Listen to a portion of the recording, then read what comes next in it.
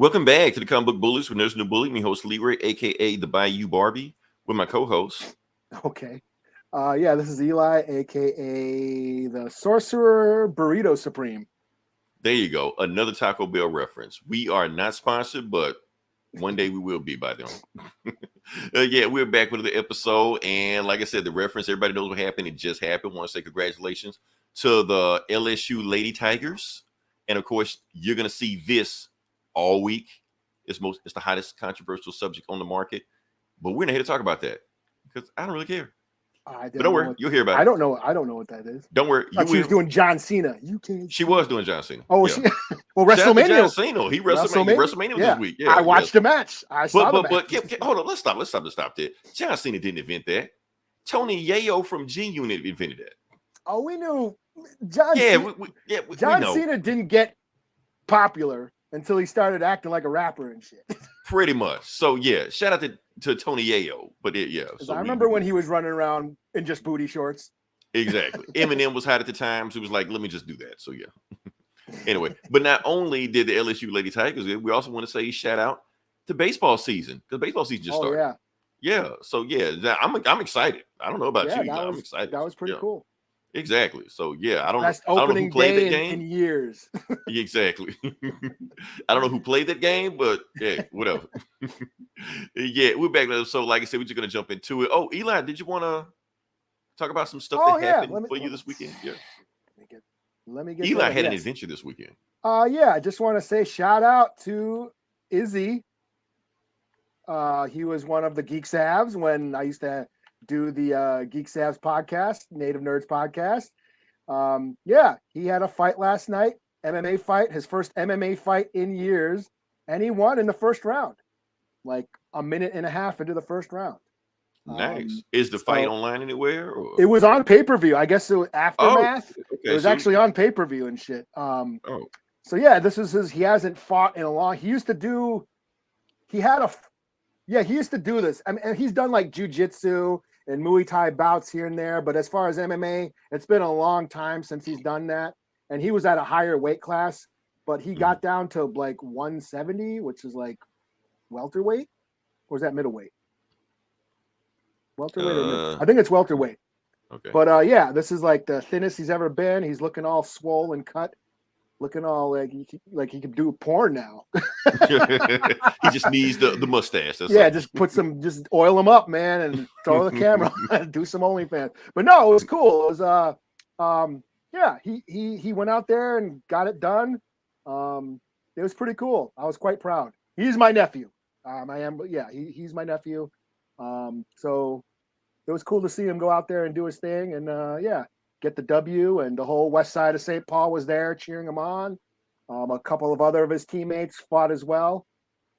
So yeah, it was a cool night. It was cool to see him get back in there, get back in the cage and get a win, you know. So yeah, pretty cool. Shout out to Izzy. Shout out to Geek Savs. Shout out to Geek Savs. Yeah. You know. Travis, Fat T still does the page. He still uploads stuff. But yeah, we haven't like recorded an official episode ever since Outright Geekery, the site crashed. Because shout out to Outright Geekery, they're the one who put our pod out all those years and shit. Right, and this pod out all this years. And this, yeah, and the one before this one. Yeah. Yeah, shout out to Fat T. He held it down. He streamed something on Geek Sad the other day. So I think he's been on Twitch. He's saying, I guess he's getting views on Twitch.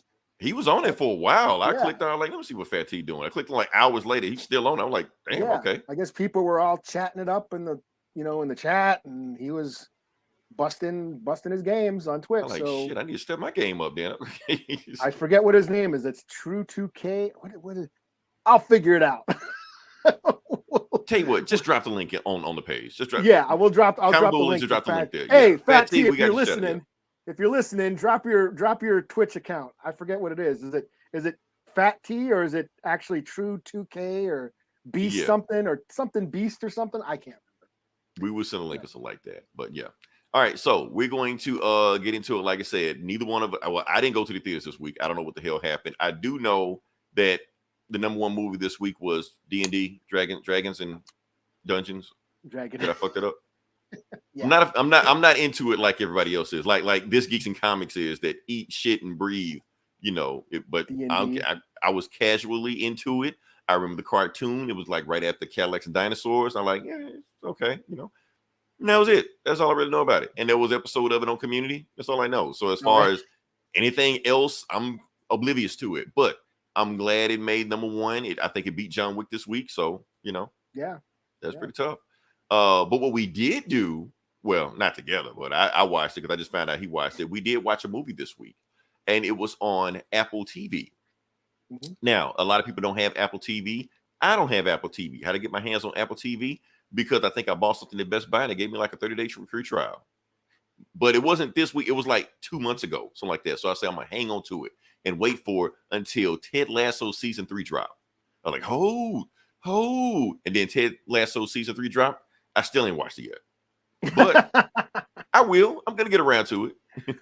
But while I was there, then I heard that this Tetris movie dropped like a week after Ted Lasso. I was like, well, shit, that's 2 for the price of 1. So I can actually watch the Tetris movie and see what's going on with that. So, yeah. So, like I said, I didn't know anything about a Tetris movie. I'm like, what can you do with a Tetris movie? I do want to upload some gameplay that I did. I played this earlier. I was about to say, does this count as the video game section? I will count it. There is debate right now. There is debate on whether or not this is a video game movie. I am going. It's like the whole is Die Hard a Christmas movie. Is Tetris a video game movie? This is my gameplay. I suck. Look, I'm rusty. I'm out of it, and I was on my iPhone. So yes, I haven't played Tekken in a while. So sue me. I'm trying to get the swing back of it. But yeah, I'm gonna say this is a video game movie. I say this qualifies as a video game movie. Matter of fact, I will even go on a line and say this is one of the best video game movies ever made. Like I said, that is not a high bar. We haven't seen Mario yet. It's the best video game movie until next week. So, yeah. But until then, I'm putting it up there. It's in there. And not only is it the best video game movie, well, the best video game movie, I put one of the best video game movies. Let's put it there. Let's not make it definitive. Let's not have a debate. Well, let's have a debate. Y'all chat it out. What's the best video game movie in the comments? But not only is it one of the best video game movies of all time, it is also one of the best spy thrillers in a few years. I'd say probably this decade. This decade? This decade. It's 3 years in. I mean, we're gonna have a movie. So I'm gonna say the best spy thriller, political Cold War spy thriller of this decade. Yes. Even better than what was that Nolan flick called? Where the guy didn't have a name? They were going back in time and shit or whatever. Tenet. Yeah, that's what it's called. I didn't even watch it. Yes. You didn't watch it? You still watching it? Okay. One of these days, I'm going to give another review on Tenet because people are confused about Tenet and they don't understand Tenet. So I'm going to break down Tenet for you. But this is not the podcast for Tenet. Obviously, this is better than Tenet. So, yeah. At least you can understand this one. So, yeah. Because I didn't even understand Tenet. But I think that's the whole point of it. But we're getting off subject. Let's talk about Tetris.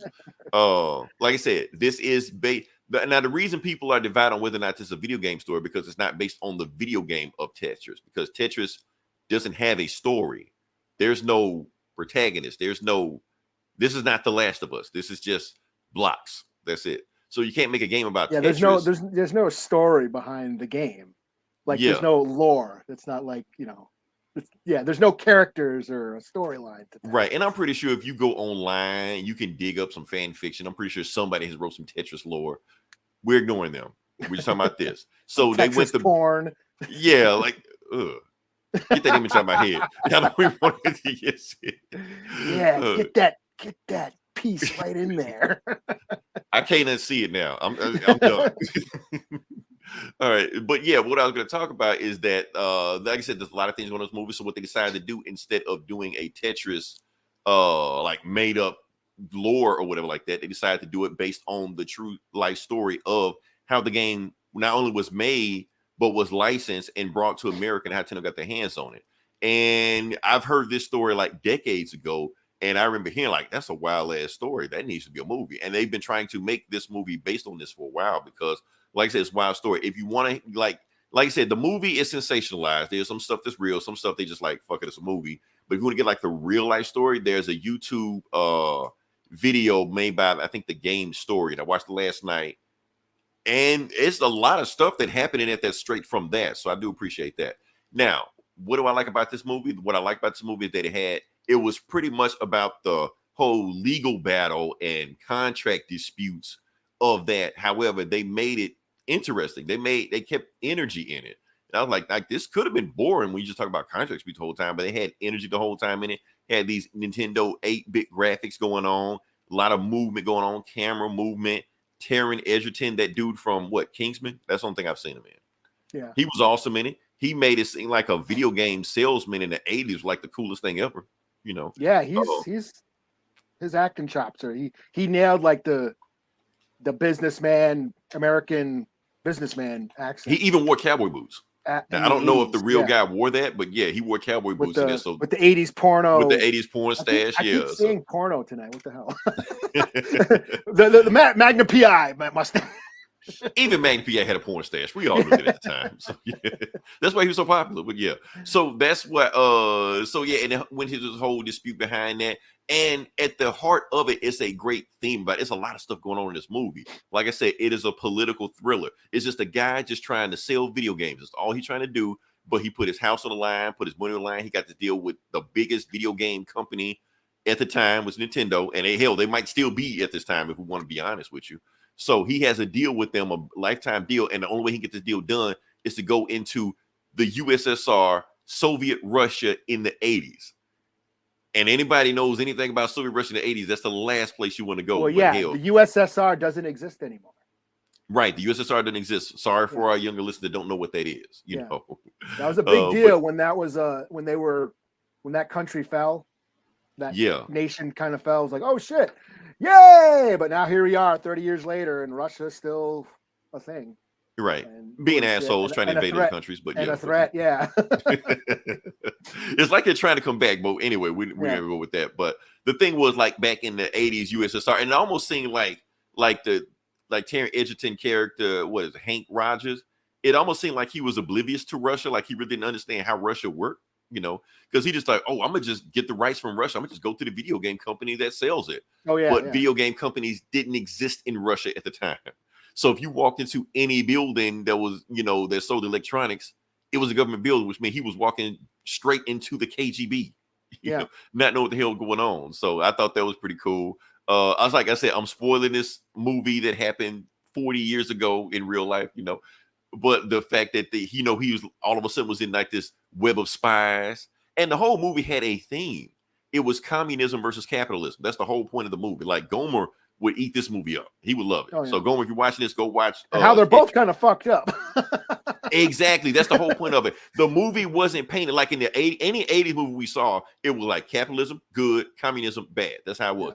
This movie wasn't that. Yeah. This movie was showing there are shades of gray to both sides. There are shades of gray to communism, shades of gray to capitalism. What I did notice is that in this movie that only the evil Russians were the ones that were kind of like into capitalism, the ones that converted to capitalism, like that bad guy would have like that. He was in it for himself. He didn't give a shit about Russia. He was like, Russia's gonna fall anyway. Let me go ahead and get my money before I'm out of here. So they basically made him over the top evil. Meanwhile, the other good communists that was for Russia and for communism, they weren't painted a bad light. Now, at first, we didn't know how to take them, but eventually we were like, no, we're good. You can trust us. Oh, so I did like that. One thing I did notice, one of the main evil bad guy of the movie, because they did just straight up have evil bad guys in this movie, was Robert Maxwell. Real guy. Robert Maxwell was a real guy. Mm-hmm. I did some digging up on this guy. So apparently, Robert Maxwell is the father of Justine Maxwell. I might be screwing her name up, but the name sound familiar. Okay, she was partners with Jeffrey Epstein. Oh shit! Yeah, damn. I did not. Yeah, yeah. That's the real thing. They left that out of the movie, but yeah, that's her father. So yeah, that whole child trafficking sex thing. So that's why they went over the top, made him an over the top villain. Apparently he died $5 billion in debt. He might have been assassinated, might have got drunk over, but we don't know what happened to him.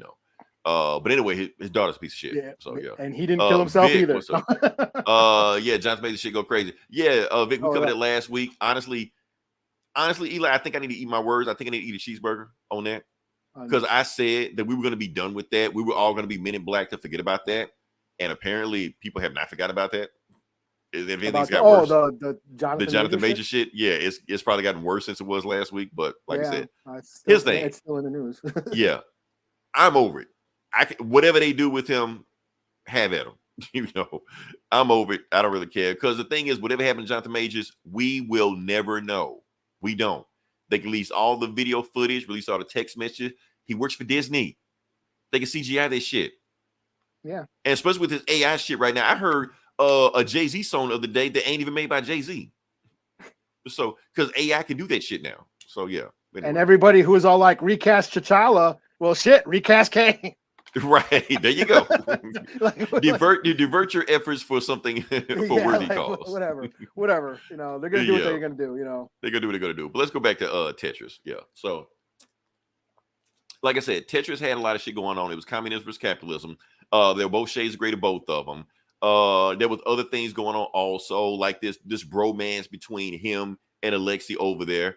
Just the fact that Alexei couldn't make a dime of it, and all that was real. Because, like I said, it was 1980s communist Russia. You weren't allowed to own your IPs. You weren't allowed to sell your IPs, so he couldn't make a dime. Everybody was making money off his shit except him. It got so, and Tetris got so popular in Russia, they even said that they had to basically ban it in Russia. It was like working for Marvel or Disney. Oh, that's a crime. No, it's communism. No, it's capitalism. We own it. I wish you tried to get a crash. She was still trying to get a cash grab. Who? What? The white chick keeps choked this shit? I guess. I feel like she would lose out of this more, you know, reporting them or whatever. But yeah. What we talking about? Yeah, like I said, it's communism. You couldn't own IP back then. And I didn't know that, because I already knew about that. He never made any money off of it. I didn't know he made it out of Russia and he became a millionaire. So I didn't know that part of it.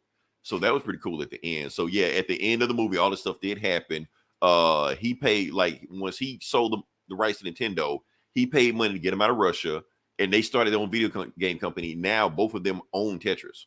So that's all pretty cool right there. So another thing, like I said, they took creative license. Like I said, he had the cute translator chick that was following him all the time, you know, brought up to the room, shit like that. I don't know why it didn't just click to me. She's a spy. Cute Russian chick, spy. That's the rule. I've seen every James Bond movie, and that shit didn't click to me. Of course, this Agent XXX. Of course it is. Indiana Jones, The Last Crusade. Exactly. She's Russian. She's cute. She's blonde. She's evil. Just know that. So yeah. But at the same time, he wasn't paying attention. Like, cute blonde chick, you're not thinking about that. She's evil. What did Magneto say? Never trust a beautiful woman, especially in a smile. You. So yeah, what is that? And now a lot of people have controversy about the car chase at the end. You know, when the creative Tetris was had the CEO of Nintendo of America in his back seat, and they would in the back, Alice basically doing like a Born Identity chase scene between KGB assassins trying to get them and shit like that. Of course, that didn't happen. You know, of course it was video gaming, but I didn't care. It punched up the movie, stuff like that. So of course you're going to take creative license, you know, as long as it's fair, you know, as long as it's fun, you know. And plus they had the Russian chick singing Holding Out for a Hero. Yeah. That's one thing I got to love about this movie. I love the soundtrack of this movie. Not just the actual like 80s music popped up, like Final Countdown pops up like that, but the actual, Final, like, I love that song. But come on, you gotta love this. I forgot. You're too metal. I hated glam, and that was, who did that? White Lion? No, not White Lion. Europe did. Europe. I looked it up. Yeah, Europe. I only found that out today because I looked up. I'm getting my glam metal mixed up. It's all the same. It's all hair, whatever. Oh, Europe. Yeah, they also did Cherokee. That Cherokee song. Okay, go ahead. Okay, I didn't mean to trigger Eli, but but I love the soundtrack of it. Like I said, not the 80s dad rock, but also just the actual sound of it, because it had that 80s synth in it. Matter of fact, whatever I gave Cocaine Bear, I'm knocking it down a point because of this movie. Because Cocaine Bear didn't do the 80s synth where you just know it's the 80s just by listening to the music. This, you could tell it was 80s by the synth music. Like, it felt like a guy in the background, you know, with a guitar, you know, playing the soundtrack and shit like that. So I'm like, okay, exactly, because that was popular back there. So I'm like, okay, yeah, that's it. It just felt like it, you know.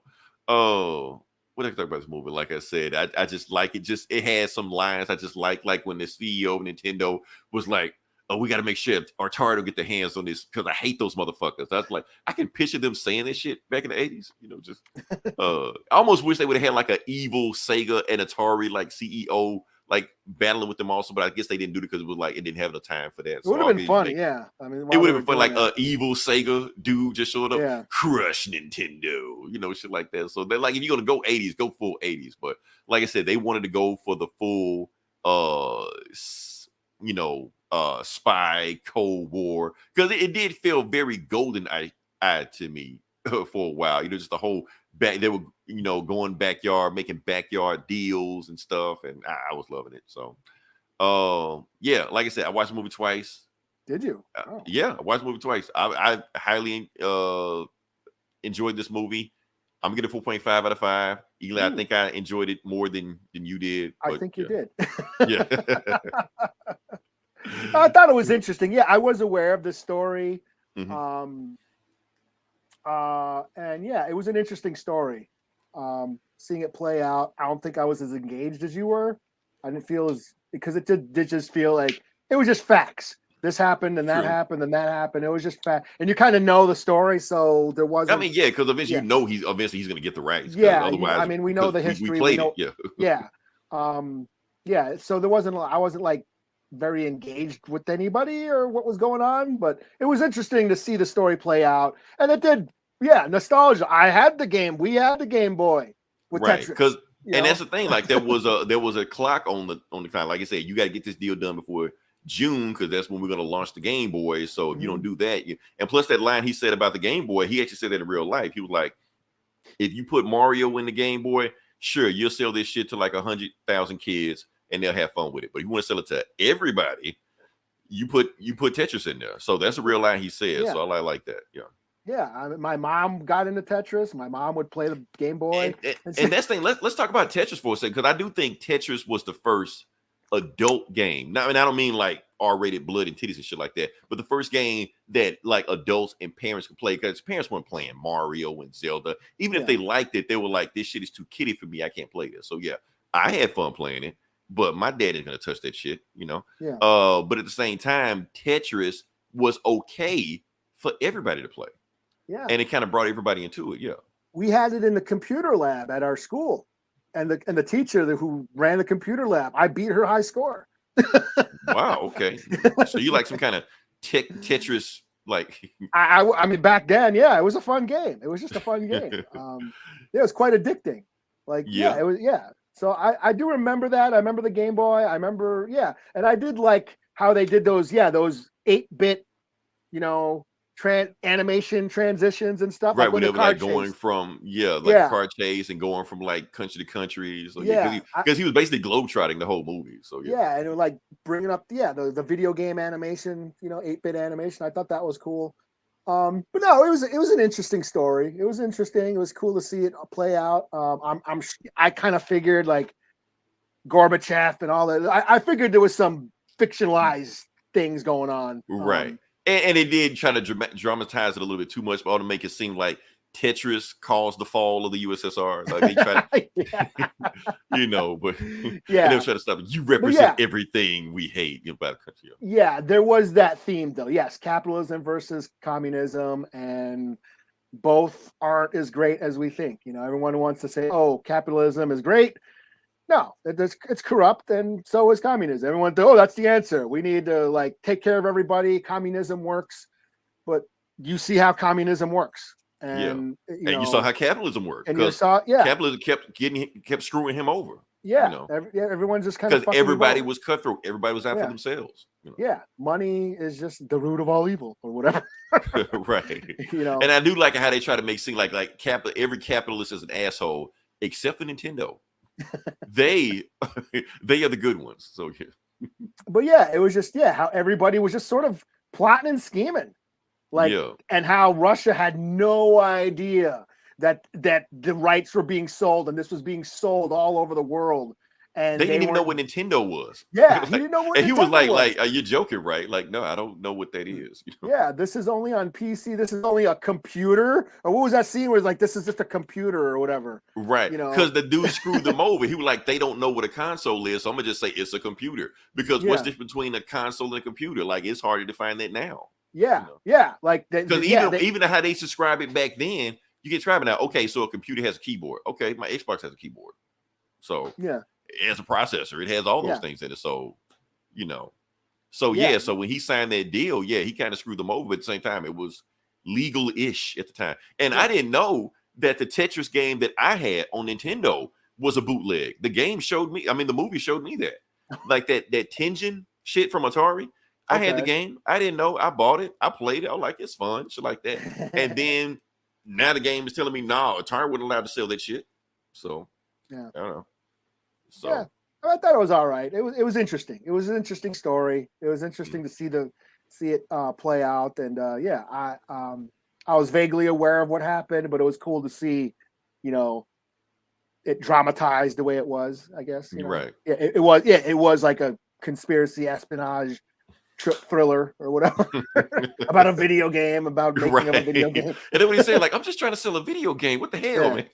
Yeah, them trying to get out of the country and shit. He signed a deal. He was like, get out before they come for you, Yeah. So I'll give it a 3 out of 5. It was worth the look. That's cool. Let's go. Here's my thing. Anybody that's interested in it, if you don't have Apple TV, go look up that game story in YouTube video. It's about an hour long, but it's like basically like a documentary on basically everything that happened in this. So they go by the names, tell everything that happened, and it's more realistic if you don't want to get car chases and KGB assassins and sexy, spies and shit, they could cut their throat. But guys getting beat up in the board meetings. Right. Like, what the hell? Like, we know none of this shit happened. Right. They're signing the business contract. Right. He headbutted the guy right before he headbutted Maxwell in it. Of course that shit didn't happen, but So all right. So what do we got next? I think it's gonna be on you, Eli. We're gonna go to this. I'm just lean back on this one because I'm kind of lost on this one. This is just, it's not even quite confirmed. It's in the works. It's not official yet. So this is according to Fangoria and maybe Bloody Disgusting. Mm-hmm. They said that a X-Files reboot is in the works. This is coming from Chris Carter, the creator of the X-Files. He's saying that Ryan Coogler is going to be in charge of it. And he's going to bring a whole new reboot with new characters, more diverse characters, and just do what he wants with it. I'm like, cool, whatever. I was a huge X-Files fan back when it came out. I watched that show religiously until the movie came out, when they kind of confirmed the mythology. They kind of confirmed some things, and I kind of lost. I watched it for like maybe a year or two after the movie, and then Mulder and Scully left, and they got new characters, and I just kind of lost. Robert Patrick, you got Terminator, I kind of lost interest after, and then it got canceled. Then it had some spin-offs, Lone Gunman, and Millennium was actually a kind of sort of a spin-off. It existed in that same universe, and they revived it a couple times since then. Like, they revived it a few years ago, and it wasn't bad. The Mulder and Scully storyline is so wild now that whatever. Yeah, if you're gonna reboot it, go ahead. I know there's some backlash. No, don't reboot it. It's gonna be the original. Like, the original ain't even the original anymore. Like, Mulder and Scully has a kid with superpowers. Like, it's totally outrageous now. They kind of ran out of storylines and stuff.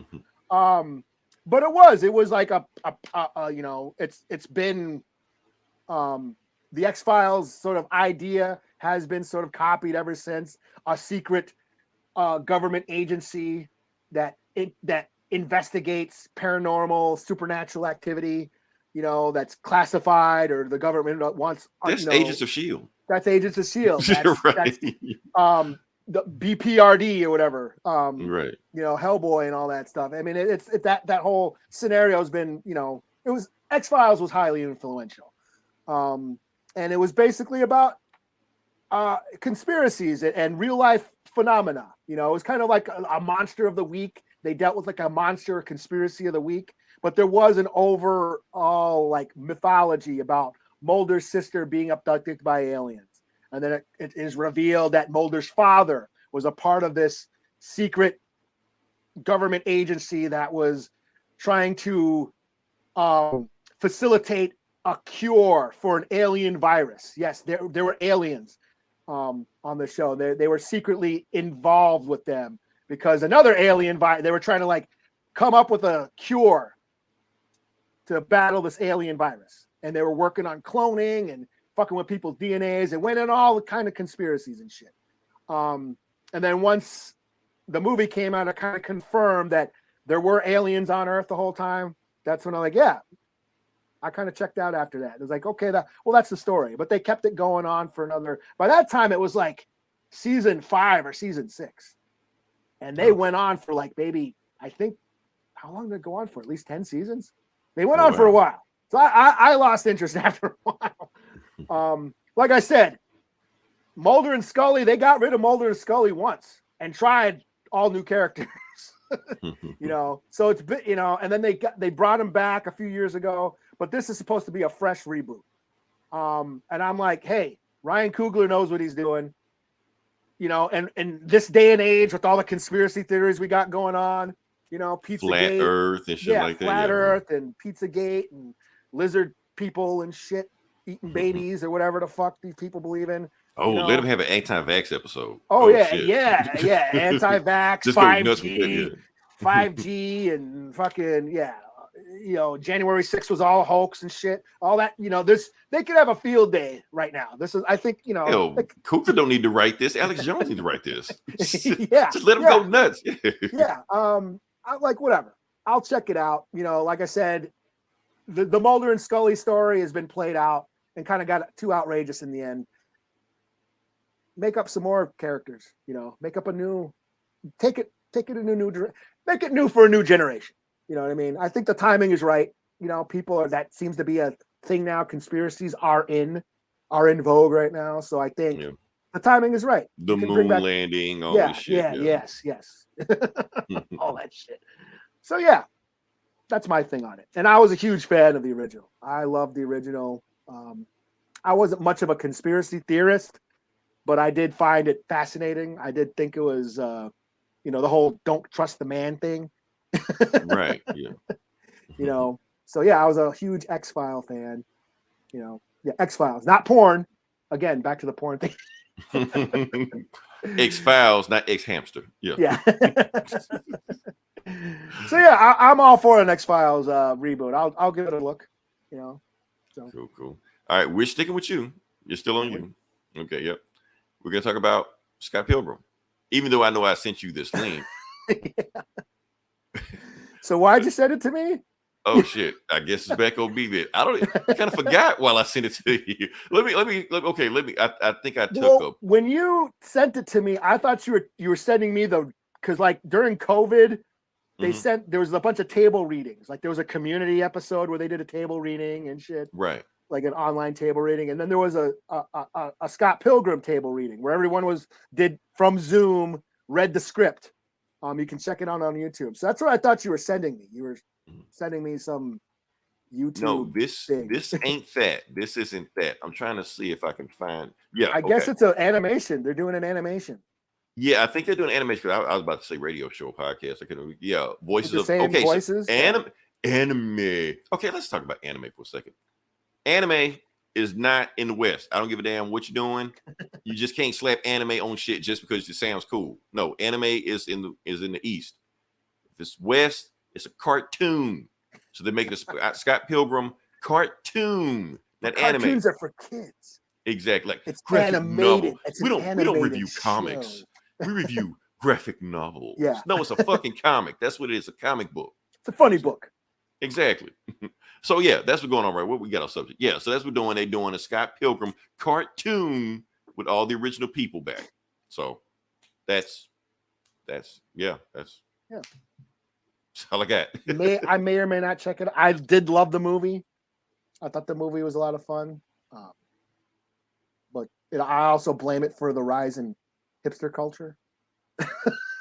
Yeah, I mean, you can't have the good with the bad. I'm just trying to see where it's going to be. It depends on where it airs. Like if it's on Netflix or Amazon Prime or some shit like that, maybe I'll check it out. If it's one of those weird ones like Paramount Plus or some shit, or like. But this might be nostalgia for those hipsters. I mean, they're like what, in their 30s now?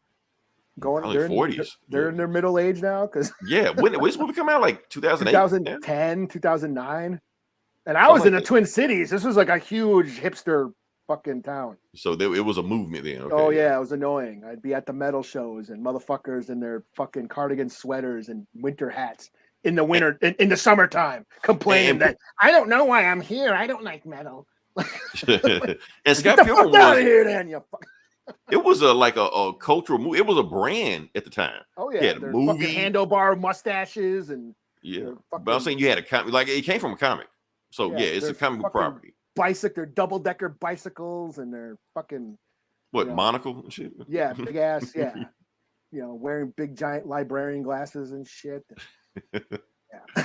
So it had a video game at the time. Like Scott Pilgrim was a brand at the time, like really hit. So So that's all I got with that. So it's back on me. Okay, I'm gonna do this one. So let's talk about our boy James Gunn. Everybody's pissed at him right now. One thing, people are pissed at him right now because he doesn't know who Logan Lerman is. So they want him gone for that. I mean, I'm with you. I don't know who Logan Lerman is. So but apparently people won't think. I was about to. I don't either. I thought you were about to tell me. I mean, not really. He's a guy that did a thing that they kind of want to be Superman. I saw the guy. I was like, nah. And basically, James Gunn's like, I don't know who this guy is. Apparently, he played in what was that movie? Poseidon's Adventure? No, that's from the 70s. He's an actor? He's an actor. That's from the 70s. What's the shit? Poseidon's Son? It's one of those kiddie, not Hunger Games, but one of those movies. Something, Percy Jackson or something? That's what he was. Okay. He was Percy Jackson. Okay, so he was Percy Jackson in the movies whenever the hell they came out. And now I guess people want him to be Superman. And they looking like, I don't know who that guy is. And they're like, you know who Logan Lerman is? Poseidon's Adventure? You're canceled. Fire this guy. I'm like, what the fuck? He don't even look like Superman. He just like some dude. If anything, he looked like John Wick like 40 years ago. He looked like he should be John Wick Jr. That's what he looks like now. Timothy Chalamet or whatever. That's who it's gonna be. Yeah, they all look the same. Is that racist? I can't say that. Let me not say that. Like just make them on a factory, just crank them out. So shit. Just pick one. You Superman. Let's go. But anyway, what are we talking about? We're talking about James Gunn. Okay. Because I'm gonna praise James Gunn for something he did. I think James Gunn is hyping me up too much, just like he did you, Eli, with Right World. He did something to me that triggered my fanboy senses. So he tweeted Terrifics 25. I'm like, oh shit. Are we getting a Terrifics? Is he saying we're gonna get a Terrifics movie? I don't know if we're gonna get now. I gotta explain what the Terrifics is. Terrifics was back in Dark Knight's Metal when they started cranking out all these new superheroes, but they were all just Marvel ripoffs. Like you had Damage, which was just a Hulk ripoff. You had Sideways, which was a Spider-Man ripoff. Now Silence was cool. They didn't bring her back. She was cool. She wouldn't even rip off. She was just cool. I remember that. Yeah, we reviewed that. It was cool. She showed up on Arrow, like on the later seasons. Yeah, it was. And we had the Terrifics. Now the Terrifics, take a wild guess who they're ripoff of. Of course, it's the Fantastic Four. You got Mr. Terrific because it's his team. You got Phantom Girl on, you got Metamorpho who has all the element powers like rock and water and air and all this shit like that. And you got Plastic Man. Now, you want to have a hot movies like that? Plastic Man. There you go. Have all the rubbery shit you got for like that. So, like I said, Terrifics was awesome. It was a great comic. It was written by Jeff Lemire, who, like I said, every comic book podcast besides us suck his dick, sideways. But I will say this. Jeff Lemire is awesome. That run was awesome. I read Jeff Lemire also.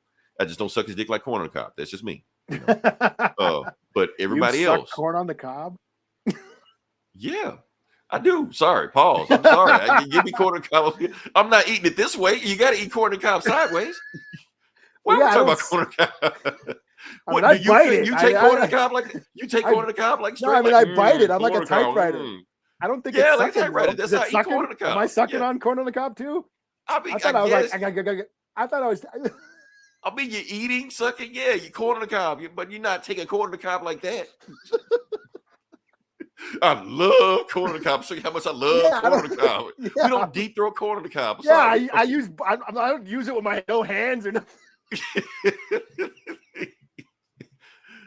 Say goodnight, Gracie. Yeah, we just got banned. That's another 30-day ban for us, right?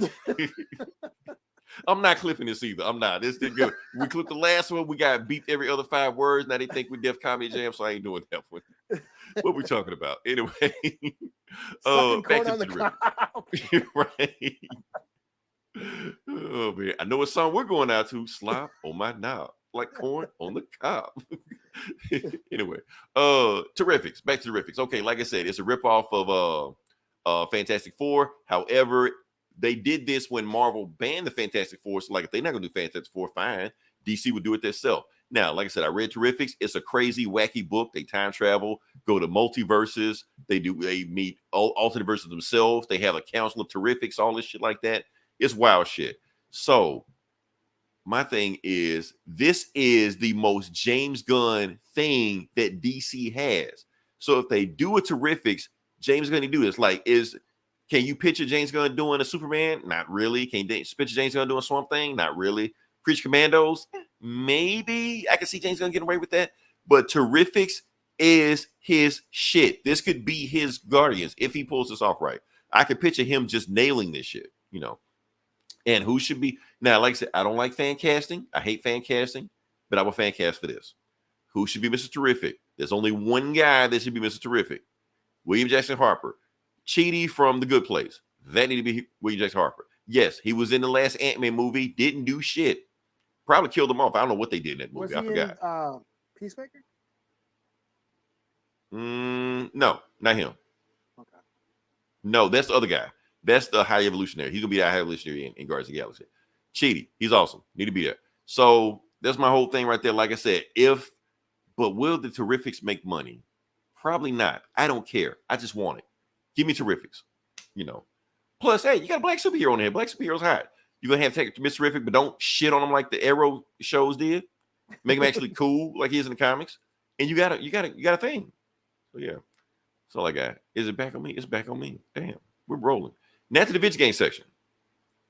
We're gonna talk about, even though we already talked about Tetris, but we're gonna talk more about the video game section. We're gonna talk about The Last of Us. Not the movie or the TV show. We're gonna talk about the video game because the video game just dropped on PC. So we're gonna give a quick recap of all the things that The Last of Us dropped on. So we got The Last of Us for PS4, Last of Us for PS5, Last of Us for HBO, and Last of Us for PC. So this piece of shit right here. So here's my thing. Please, Sony, please stop doing piece of shit ports for PC. Don't stop just throwing anything over there because it's the same PC port that did the Arkham games. No, Arkham Knight, and that was shitty also. Like, oh, not that one. This is what I was trying to look for. Yeah. So you got Ellie looking like that on there, looking like she like so yeah. So I could just now they're making fun of me because I spent all my money for this PC. I'm not gonna say how much I spent for it, but I spent a lot of money for it when I could have just got a PS5 and had it look all crispy and sexy and shit, like that. But no, I want to play this.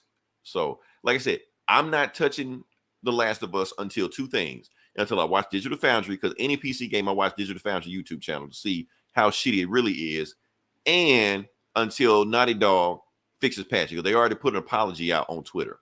So they already know what's going on with this. I want to see what they do for that. So that's all I got with that. But yeah, fix your shit. That's all I got to say. Damien said, can we move on to the next part of the podcast? Sure. Okay, like I said, this is Comic Book Bullies. We're talking about comic books. Oh, no Mando? Oh, my bad. I forgot the show came out. We're gonna talk about it. So yeah, we're gonna talk about Mando briefly. So what you think about this week's episode? It was fun. Mm-hmm. It was one of the more fun episodes. The pirates showed up that came in a month ago. Yeah. Man, they killed all the because I like the pirates. They killed them off. They're dead. They're done. So like, damn. But they were fun. They were fun while they were there. Yeah. But didn't one get away? I can't remember. I can't remember either. Yeah. Yeah. But I know he got away from, but I don't know if he got away. I just know him. Yeah. So they basically most of the episode was kind of like the bureaucratic bullshit that the rebels have to deal with. You know, can we go to this moon and protect it from pirates? And well, they're not part of our system yet, blah blah blah blah, and all that. And then they go to the Mandos, and they don't protect that. So so the Mandos go and protect their homies and shit.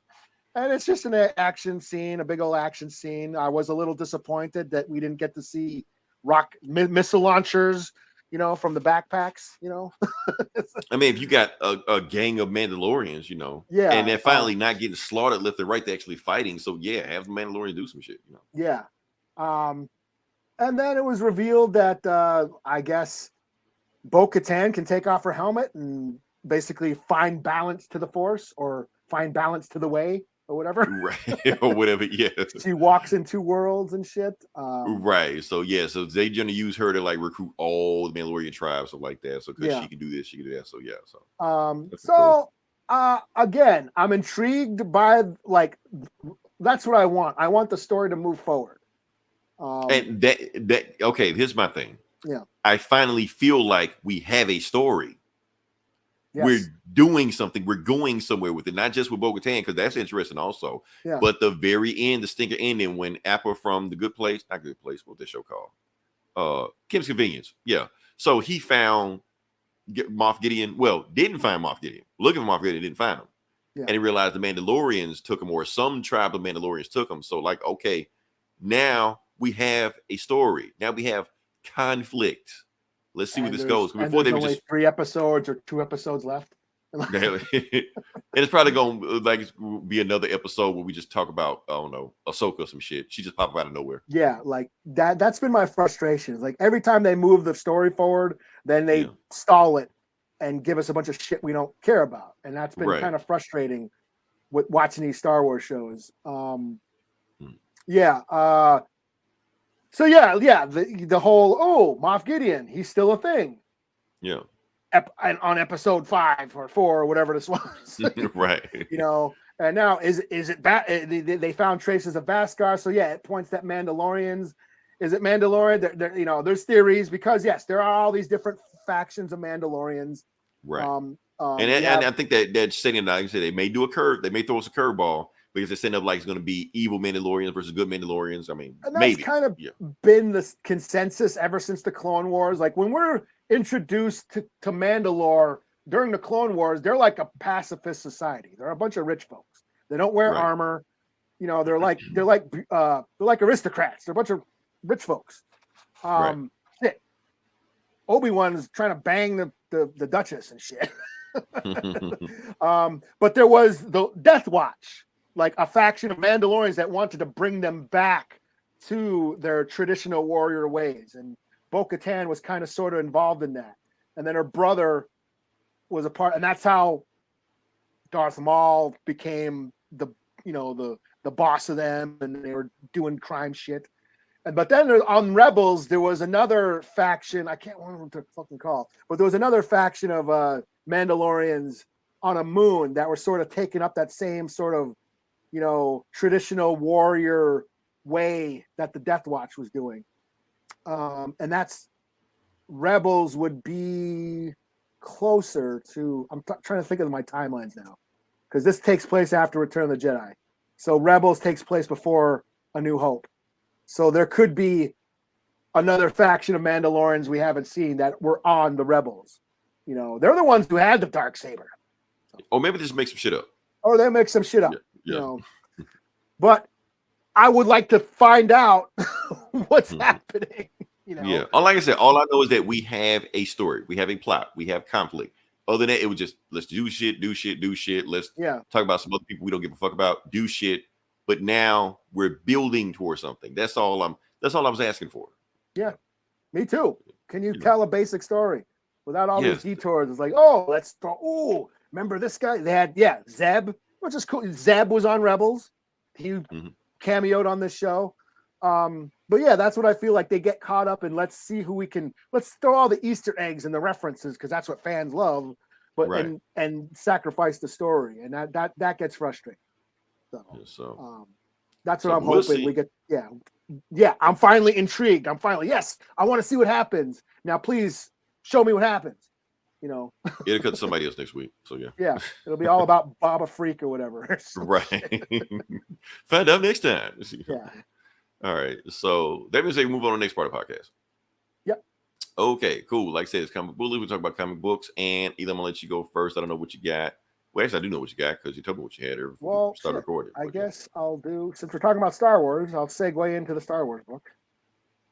Might as well. Jabba's Palace #1. Jabba's Palace #1. Okay. So now, back in the day, before the reboots, before the special editions, Star Wars only existed in books and comics, and there was a series of novels that expanded the universe, expanded Luke and Leia's story and Han and Leia's kids and all that shit. But there's also books that expanded on the movies. Tales from Mos Eisley, Tales of the Bounty Hunters, and my favorite, Tales from Jabba's Palace. Basically, every character you see in Jabba's Palace and Return of the Jedi has a story, and that book was awesome. Showcased all those characters you see in the background, a lot of cool stories. Expanding the universe. My favorite, of course, the Rancor story, which is awesome. That's the book where we see Boba Fett escape the Sarlacc pit. A lot of cool stories in that book, Tales from Jabba's Palace. No longer canon, though. So here's this comic book. And it is all about that one robot in the beginning of Return of the Jedi when C-3PO and R2 get to Jabba's Palace and they say, "Hey, we need a new translator. Since our master had our other one disintegrated." And then it cuts to that robot being ripped apart. Well, that's what this story is about. It's about the robot that's being ripped apart. I think his name is 89 or something, ATT or something. I can't remember. He's got a number, but it's his story. And it's all about him being a translator for Jabba. But he was like a protocol droid or something. He was like made for he was programmed for other duties and shit, like a butler or something. But all he was doing was translating for Jabba. So it was like having a big giant gaming computer to and only doing using it for a calculator or something. He felt like he wasn't using his full potential, what he was programmed to do. So some Twi'lek guy, it wasn't Bib Fortuna, but it was a Twi'lek. Some guy comes in and he removes his restraining bolt, the restraining bolt that keeps the droids in line. Removes the robot's restraining bolt and basically uses him to plot and scheme Jabba. The sort of take over. He's trying to take over Jabba's business. He's he's skimming off the top. He's falsifying reports on the bookkeeping and shit. He's turning some of his enemies and friends against each other. Just kind of plotting and scheming, trying to take Jabba out. But eventually, he gets found out. He gets thrown into the Sarlacc pit, and this droid gets ripped apart for his part in it. And that's it. I thought it was just an okay story, but I was really bummed out that this is just a one-shot.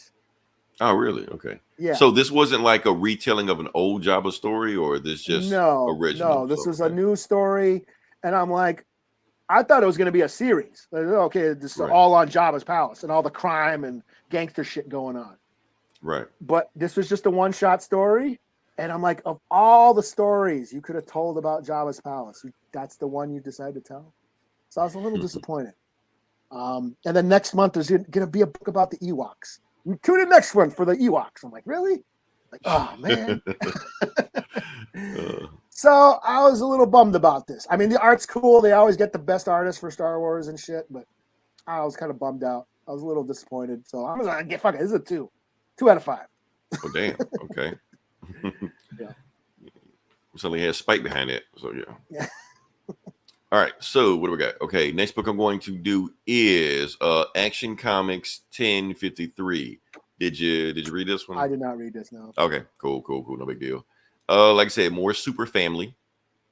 Based about the last issue of this series that Metallo had kidnapped a bunch of like white supremacists and basically turned them into Metallos. Oh, yeah, I remember Yeah. that, yeah. So that's what's going on with this right now. So yeah, they don't know that, but they about to find out. So yeah, so you got evil Superman versus the Necro Hive. Let's find out what that's about. So yeah. So basically the book starts off with Steel. Well, John Henry, he just getting off work. He's getting off work at 6:00. You know, he's texting Natasha. He's about to go home. So okay, let me explain it. So in the comics, Natasha, who is Steel also, is his niece. But in Superman and Lois, her name is Natalie and is his daughter. Small differences. It's different, but they're both Steel. Just let you know. Anyway, we're going to pass that. All right. So anyway, he's texting Nat. Meanwhile, he's being eyeballed and x-rayed by, you know, the Metallo clan. I guess we call him the Necro Hive. And they basically call him alien lover. Because the reason they hate Steel is because Steel is using Kryptonian technology that Kal-El is letting him use to basically, you know, run his empire, you know, and they don't like that. So they like, oh, you since you're siding with the aliens, we have to take you out. You're a war criminal and humans are at war. So they basically attack him. He steals up, fights everybody. And while he's doing that, that's when Superman and the rest of the Superman family comes also. So you got Keenan, Connor, and Kara. Yeah, with Kal-El. They all fighting the Metallo family, and they're fighting, and Superman's just like, so Superman realized that these guys used to be human, but Metallo did something to him. So he's talking to him. Metallo did something to you, but Metallo is talking through them. So they're like, no, Supes, I can hear you. Just talk to me and tell you what's going on. Basically, what happened is, where's my sister? You kidnapped my sister. He was like, I don't know what the hell you're talking about. He was like, fine, you take my family member, I'll take your family member. So they all latch on to Supergirl, and they blow themselves up, you know, kryptonite and everything on her. So they're like, Kara. So she's out. You know, Connor goes for her first. She's out. They're like, kryptonite is just going all through her bloodstream. We got to get her out of here. And Superman's like, okay, well, go take her to Star Labs and maybe they can get her out of here. But one of those guys still alive, so I want you to take one of them too. You're like, well, why we got to rescue one of them? It's people that would try to kill Steel and Supergirl. I mean, that's what Keenan is saying in Mandarin. And Superman, of course, because he understands Mandarin also, he's just like, because we got to save him. Because if we dies right now, you know, he will never make this right. If he dies right now, this is the best he'll ever be. And if we save him, we save the planet. And he was like, okay, that's bullshit, but, you know, whatever. I'll take him. So anyway, cut to Lex Luthor. And that's with Superman. I don't know how the hell Superman got in there, teleport. I don't know what the fuck he did. He's there in jail with Lex Luthor. And he basically, look, Luthor, what the hell did you do to Metallo? And Luthor just like, look, yeah, I did it. I sent Metallo after you. But that was before we made that arrangement we had. That was before that. So yeah, I sent Metallo after Destroy Steelworks, but you don't need Steelworks. Steelworks, like, I'm not talking about Steelworks. He came after my family. And he keeps saying some shit about somebody's got his family. So I want you to choose your next words very carefully, Luthor. Why would he think that I had something to do with his sister? And Lex was like, oh, you gonna use your superpowers on me to see if I'm lying, like my heart monitor or sweat gland or some shit like that? Okay, let's put that to the test. Let's put the superpower to the test, Superman. If I had your powers, I'd be 10 times Superman that you are right now. Now, am I lying? And Superman's like, fuck you, Luthor. You know. Anyway, he's hearing voices in his head. So obviously, whatever you did to him, you got some shit going on in him right now. And Lex Luthor like, wait, he's got who in his head? Because I'm not in his head. Whatever's going on here right now, that's beyond me. So we need to find Metallo and find out what's going on with him. So yes, that's what's going on. Meanwhile, I'm gonna skip. We're going to Metallo. Metallo did some shit. He's tripping out, and we're gonna cut to the Super family. They're at home, and basically Lois is cussing out Jimmy on the phone, and she's like, her and Clark got to go somewhere, so they're leaving John to play with the kids, or to babysit the kids. And John's like, you know what, Dad, we haven't been home for a while. When we get back, can we play Coney ball? They're like, sure, son, we play Coney ball. And we can play Coney ball with the kids also when we get there. Now, I just found out what Coney ball is. Coney ball is a game that John made up when they was a kid, where he throws a pine cone into space and Superman catches it. That's the game. So yeah. So anyway, the kids ask him what is Coney ball. He's like, don't worry about it. And he goes to his room. But meanwhile, the girl is watching the news and she sees all the crazy shit happening on the news, like the riots breaking out, stuff like that. And he has a heart to heart with the kid because the son, I mean, the little boy is just like, look, I didn't know that this was your room. I didn't know this was your clothes.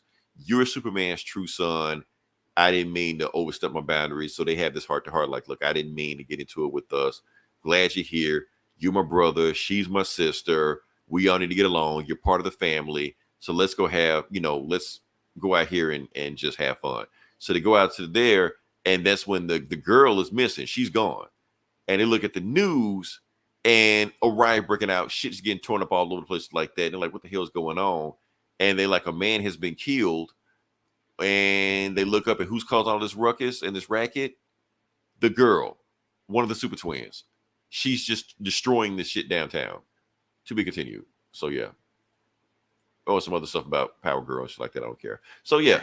Cool story. I'm liking Superman better than the Action Comics. The Action Comics got all the super people in and stuff like that. And he's got his other kids that he just got, stuff like that. But I'm sure to pick up next week. We'll see what it goes from there. So, yeah.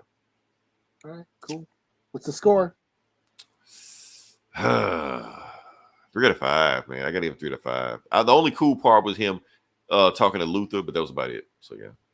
All right. Cool. All right. Next, I will do Clobberin Time, number 1. Okay. So this is Steve Scrope. How do you say his name? Stakoy? No. How do you say his name? I'm getting him, James Stakoy, Steve Scrocy or Scrochi. Anyway, awesome artist. Okay. Are you familiar with his work? Yes. He did that Post Americana, one of the best books of last year. I was like, this looks familiar. I can't remember what it was. Yeah. He does him and James Stakoy have similar styles, both influential from Jeff Darrow, who was crazy detail, who was influenced by, George Perez and Neil Adams and all that. Very highly detailed work. Just looking at their panels. I mean, I probably spent a good half hour just going through this book just because every panel is just packed. There's so much in it. And that's basically why you're buying it. It's all about the art. But this is his tribute to old school Marvel team-ups, involving Hulk and the Thing, and it's just your classic Marvel team-up. The Hulk and the Thing, they get their first Banner and Banner's at the Baxter Building researching some sort of doing research on Gamma or whatever with Reed, but then some intruder thief is trying to steal tech from the Baxter Building, and he's dressed up half Iron Man suit and half like Doom bot or whatever, like a Doom mask and shit. And he has some sort of nullifier or whatever, that basically portal opener, a gun that opens up portals, and Hulk and Thing get sent to another realm by some planet with a bunch of deviants and a evil celestial, and they have to fight all these monsters and shit. That's basically all it is. You're just watching it's all for the action, watching them beat them up.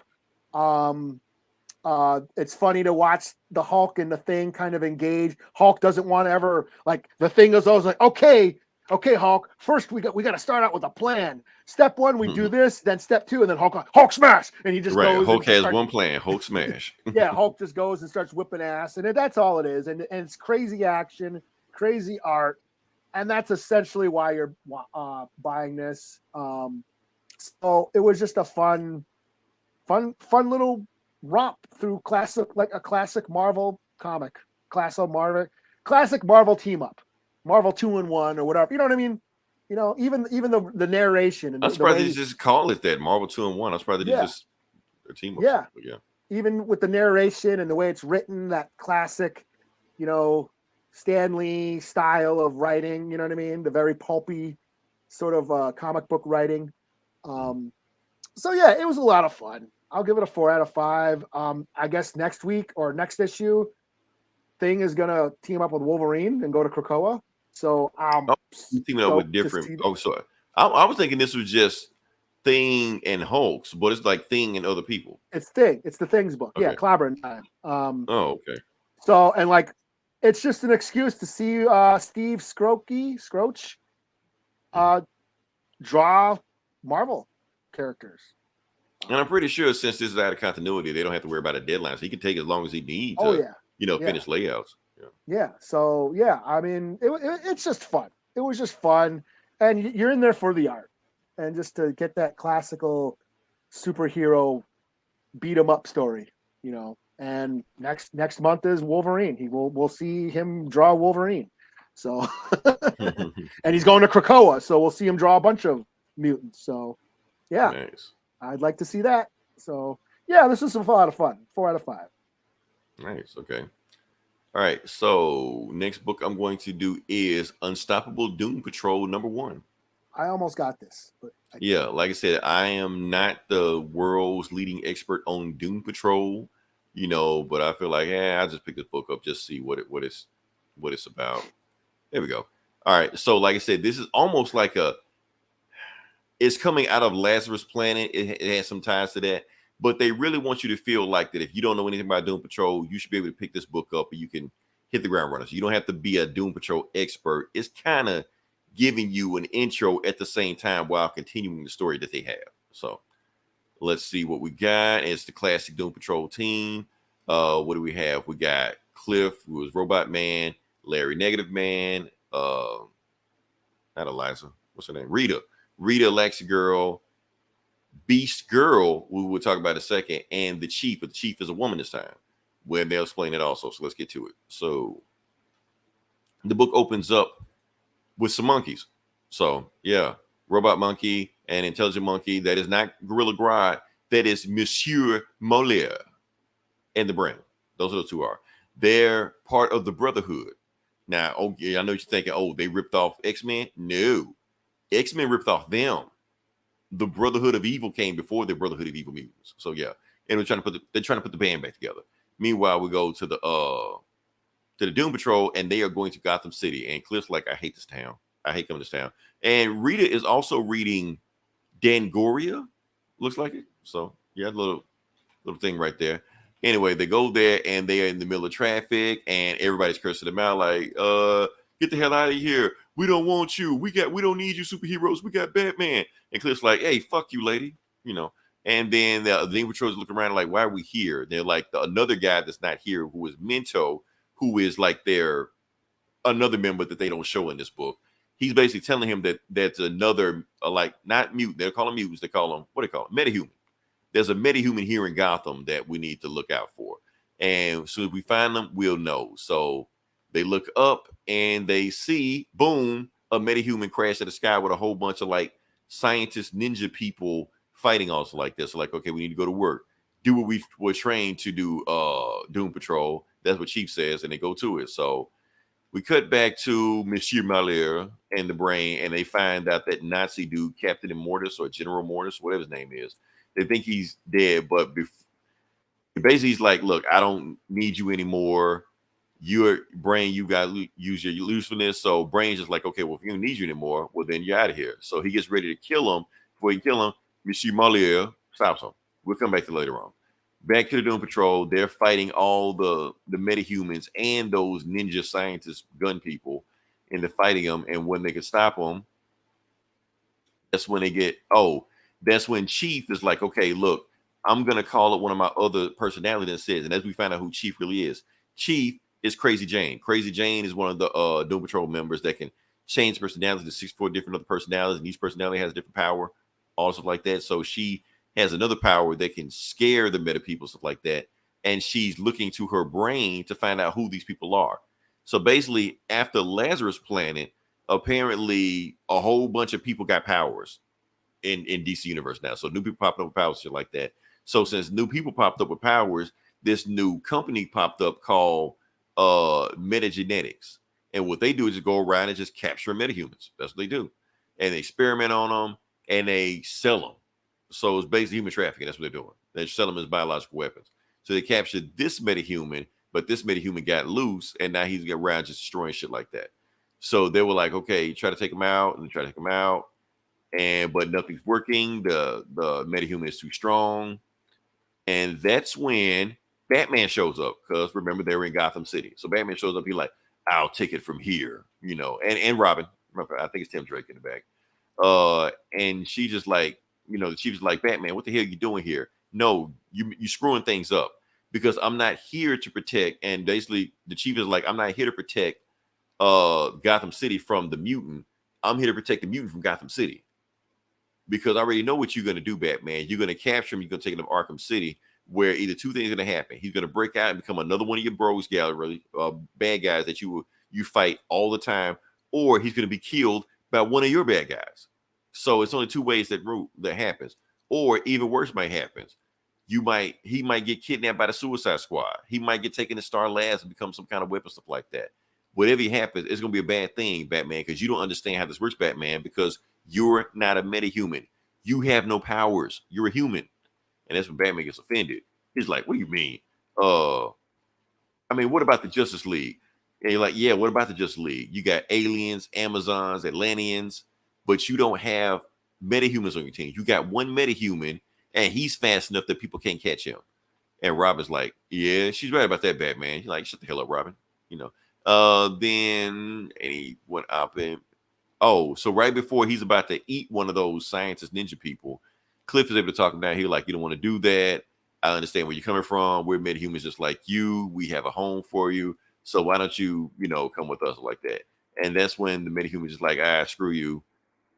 I'll join your team, but I got to be the mean guy because that's how my powers work. My powers work with me being angry. So, yeah, kind of like the Hulk. But he's not the Hulk. He is the Degenerate. That's his new name. So, yeah. So the Doom Patrol take him with them, and Batman's like, okay, Chief, we'll try it your way this time. And Chief's like, I wasn't asking you, Batman. We're taking him whether you were asked or not. So they leave, and that's it. Meanwhile, we cut back to Peacemaker. Peacemaker's here for some reason. He's putting together a team, a new Suicide Squad team to fight specifically the Doom Patrol. Who they are, we don't know yet. Guess we'll find out another issue. Cut to the Brotherhood, and you got Monsieur Marlier and the Brain fighting each other, and Marlier beats him and squashes his brain. The end. So yeah, they got whatever they needed from him. So yeah, Doom Patrol, one of the most straightforward Doom Patrol stories I've read, because Doom Patrol can get weird. Like I said, this is what Grant Morrison cut his teeth on.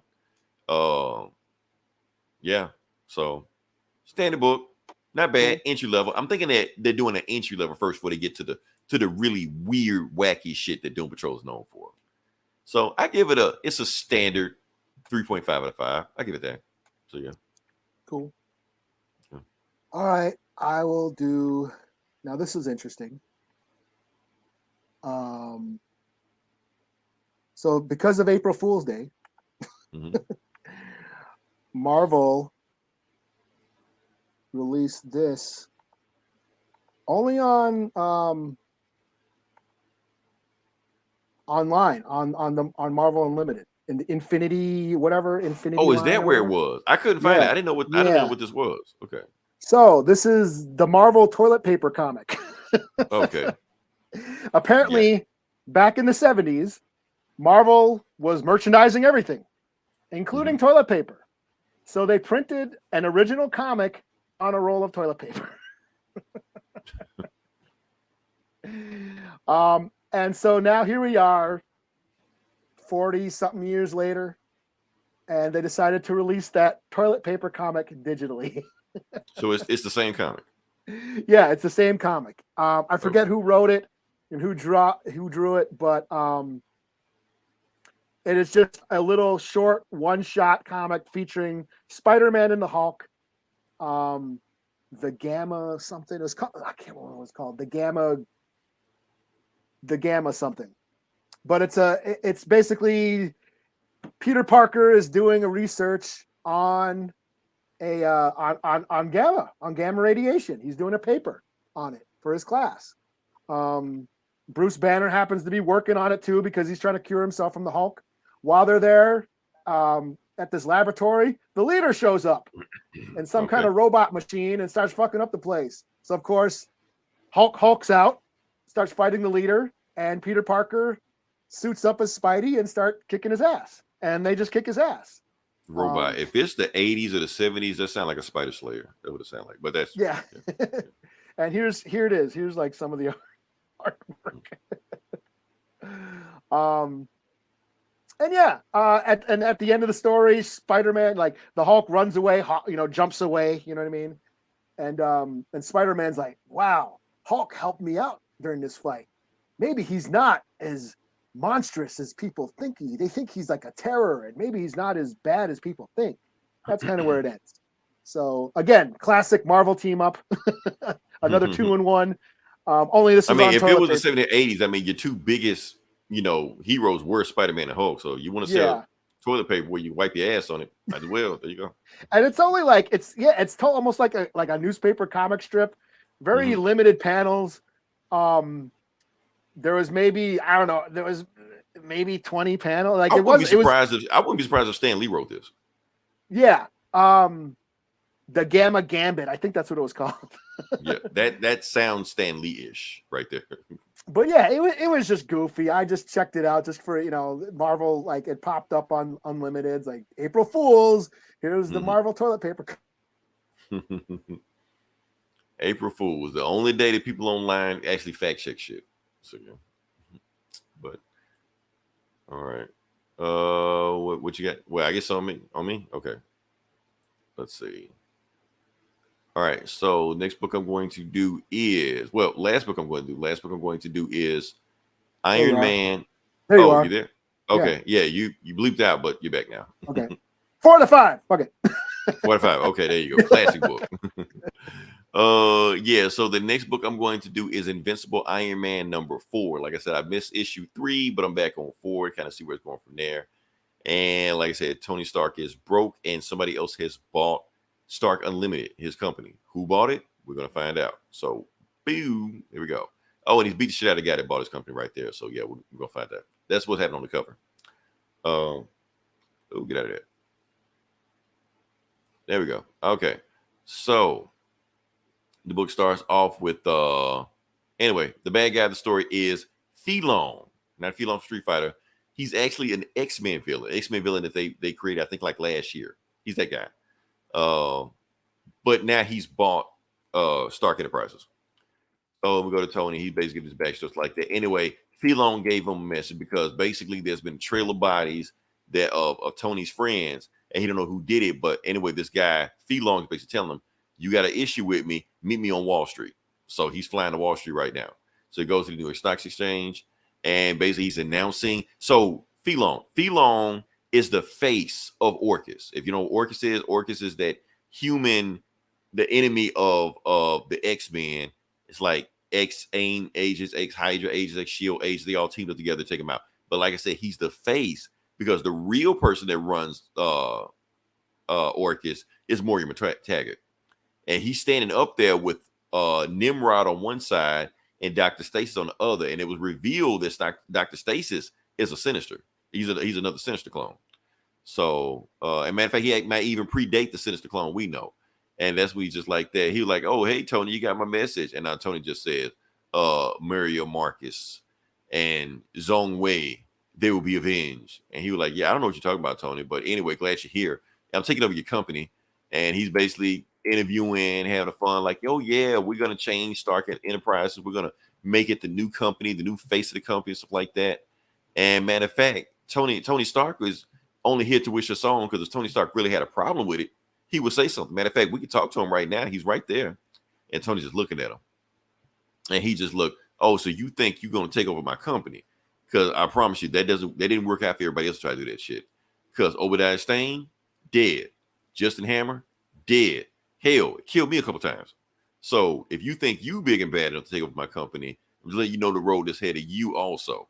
And then somebody just yells out like, "Why don't y'all just fight over it? Like, just whoever wins get the company." He was like, "Yeah." He was like, and Phelon's just like, Stark don't want to fight me because I'd kick his ass.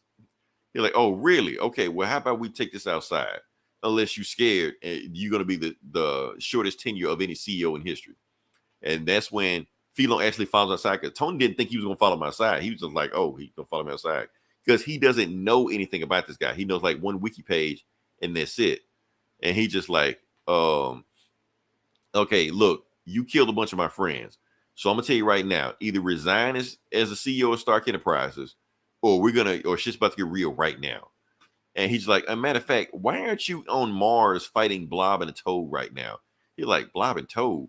I don't know who the hell it is, man. I'm not old like you. I don't know who those people are. You're like, okay. Well, so what do you want with Stark Unlimited? He was like, okay, I want to make it great again. You're like, bullshit. I know what you want. Basically, you're here because X-Men beat your ass so much, you thinking I'm easy pickings. You think you can come after me because I'm easier now. I'm saying, like, that's not going to happen. He was like, well, nah, I'm not looking for that. The X-Men suck. I'm tired of the X-Men. Matter of fact, the X-Men have already been beaten. But that's another time, story for another time. So now they all size each other up, and Phelon his first blast and blasts him like this big cannon blasts him across the room. So he's like, and he said, okay, everybody got their phones, put your phones out. Let me show you what's going on. Because I'm about to kick Tony Stark's ass right now. And I got this state-of-the-art suit on right now, only for defensive capabilities. And that's when Tony knows what he's doing. Basically, he's trying to embarrass him on social media. So like, I should just stay down, but this guy killed two of my friends. So, yep. So he blasts him, absorbs it. He like, this best you could do. And Tony realized what he could do. He like blasts a fire hydrant and realized that hits him. So he realized he can only absorb energy. Anything else like concussive blast or blast actually hurt, he can't block that. So that's when he just picks up like I'm just call it not a phone pole, one of those pole. Anyway, hits him with a pole in the face.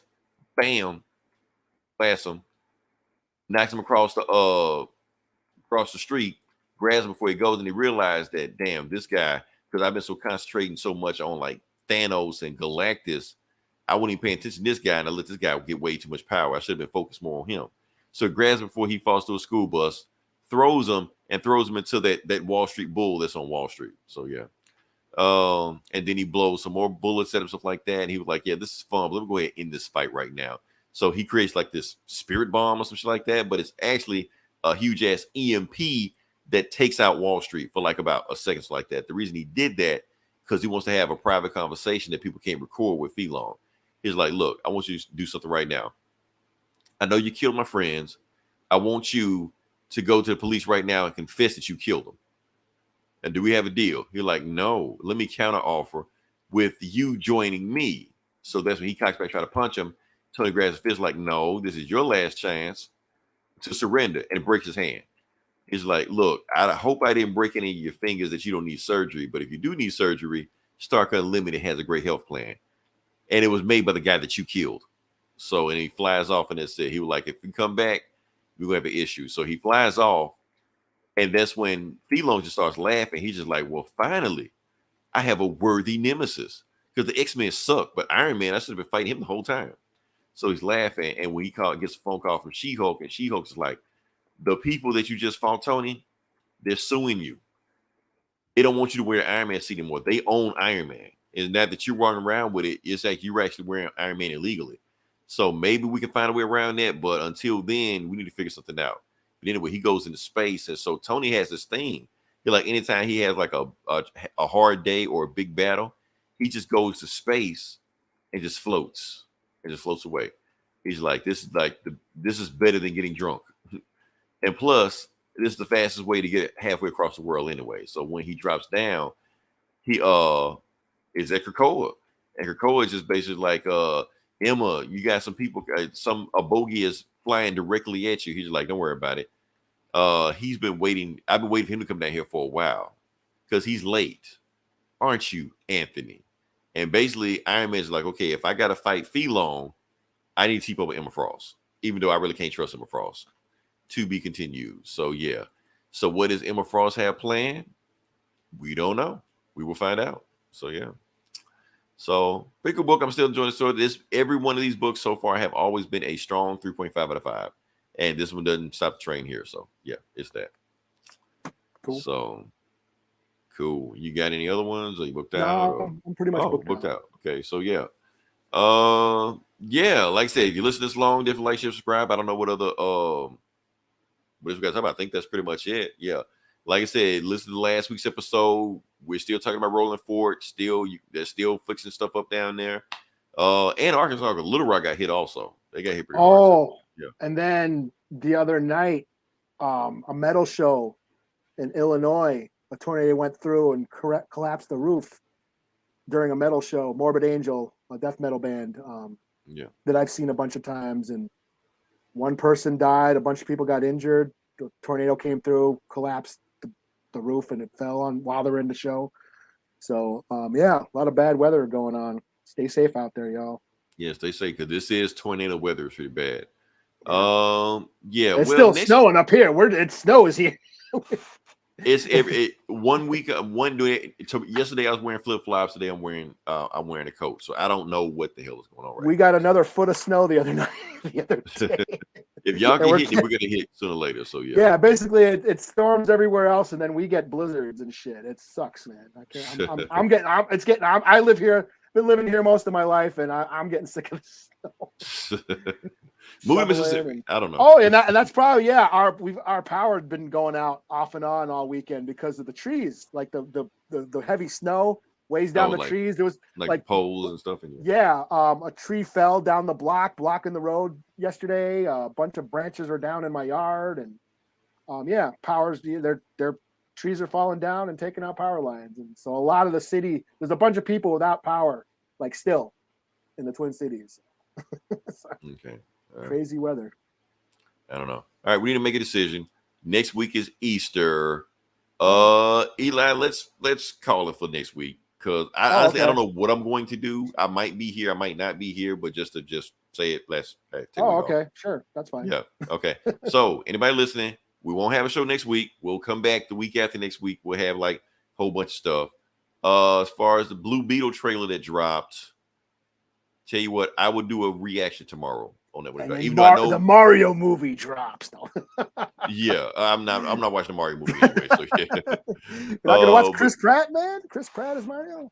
It'll be on Peacock in a week now. When it come on Peacock, I review it then. So yeah, and I say how it's so much better than Sonic and Tetris and all this shit like that. So yeah. But until then, this is Leroy. This is Eli. Talk to you guys next week. Same bullet time, same bullet channel. Cool.